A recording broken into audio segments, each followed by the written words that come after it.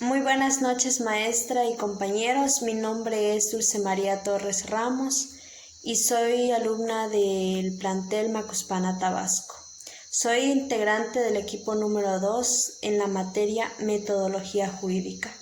A continuación daré la continuidad de los últimos 3 subtemas de la unidad número 4, que lleva por nombre Las fuentes del conocimiento jurídico.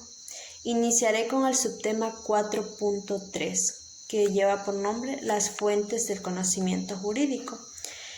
Podemos definir a las fuentes del conocimiento jurídico como la manifestación escrita o verbal que pueden dar existencia a normas y conductas jurídicas, es decir, que vamos a aplicarlas en un caso. También se lo conoce como el conjunto de datos y actos que dan nacimiento a un orden normativo, al fin de conocer un fenómeno sociojurídico. Bueno, ya como un concepto también le podemos dar que es cuando nosotros como abogados presentamos una demanda, es decir, algo que sea escrito, y verbal cuando nos presentamos a los tribunales o a dichas salas donde se nos da el deber de presentarnos. En las fuentes del conocimiento jurídico encontramos la ley, la jurisprudencia, la doctrina y la costumbre. Siempre tenemos que tener en cuenta estos 4 conceptos, ya que para poder manifestar nuestros derechos tenemos que hacer conciencia de esto, para poder esquematizar y tener más sistematizado lo que vamos a escribir y lo que vamos a decir. Por eso se le conoce como conocimiento jurídico, en donde vamos a manifestar las normas jurídicas. También se le conoce como lo legal y lo dogmático, porque siempre se tiene que hablar de una manera formal. También el autor del libro Introducción al Derecho, el señor García Maynés, decía que las fuentes era el manantial de agua, pero ya en un sentido figurado le podemos dar el nombre a las fuentes, que es como el nacimiento del derecho, por decir así. El subtema 4.4, los espacios de las fuentes del conocimiento jurídico. Como comentaba anteriormente, las fuentes del conocimiento jurídico las podemos manifestar en demandas.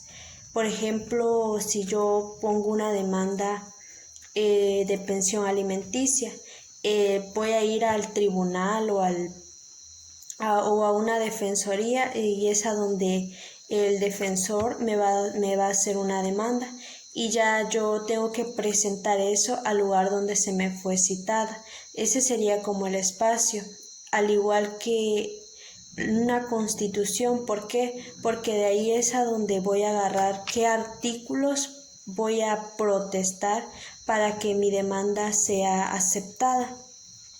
Y finalmente el subtema 4.5, que son las diferencias de las fuentes formales del derecho y las fuentes del conocimiento jurídico.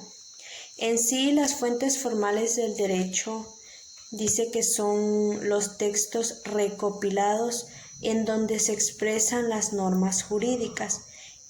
Normalmente dice que la ley es uno de los más importantes. En las fuentes formales del derecho encontramos nuevamente la ley, la jurisprudencia, la costumbre, la doctrina, y aumentamos otros 2 más, que es los tratados internacionales y los principios generales del derecho.